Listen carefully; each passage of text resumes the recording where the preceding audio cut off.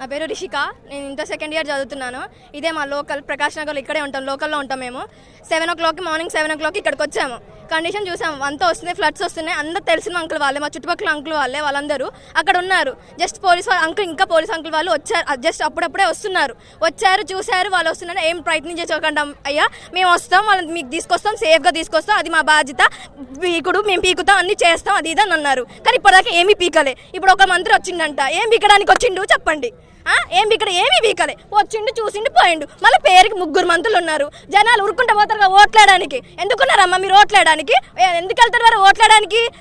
ఓట్లు కావాలంటే అమ్మ మీకు ఇది చేస్తాం, అమ్మ మీకు ఇది చేస్తాం, అమ్మ మీకు ఇది వండు, మీకు ఏమైనా కావాలంటే ఇది చేస్తాం, అది వండుతాం, ఇది కావాలి, మీకు ఏమైనా కొనిస్తాం, ఇది మీకు ఏ అవసరం వచ్చినా మేము చూసుకుంటా ఉంటారు. ఏం చూసుకున్నారు? వచ్చి ఈ అమ్మ 9 మందిని కాపాడలేకపోయారు. ఈ జనాన్ని అంతా ఎట్లా కాపాడతారు మీరు? 3 మంత్రులు ఉన్నారు, మళ్ళా ఏం పీకడానికి ఉన్నారు అసలుకి మీరందరూ?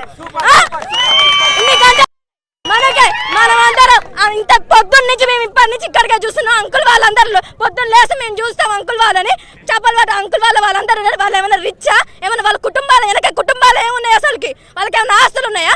ఏమైనా వర్క్ చేసుకున్నామని వచ్చారు వాళ్ళు దరిద్రంగా కాలిపోని వరదలు వచ్చినాయి, అటు వెళ్ళిపోయారు.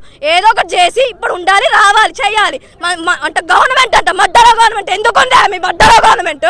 ఏం బిక్కలేదు, లేదు ఏం లేదు అసలుకి. ఎందుకుందా వేరే అసలుకి ఏం లేదు.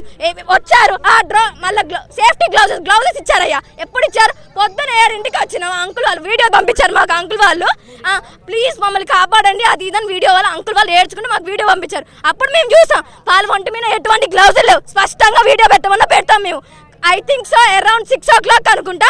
అప్పుడు వాళ్ళకి డ్రోన్ ద్వారా అవి ద్వారా గ్లౌజెస్, చిన్నగా ఫుడ్ అవన్నీ ఇచ్చారు. ఫుడ్ ఓడి బట్టలో పెట్టుకోవడానికి ఫుడ్.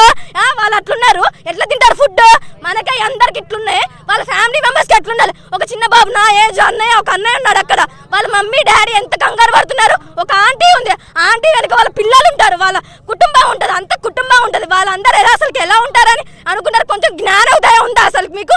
3 మంత్రులు, ఒక కమిషనర్ వచ్చిందా, ఒక కలెక్టర్ వచ్చిందా?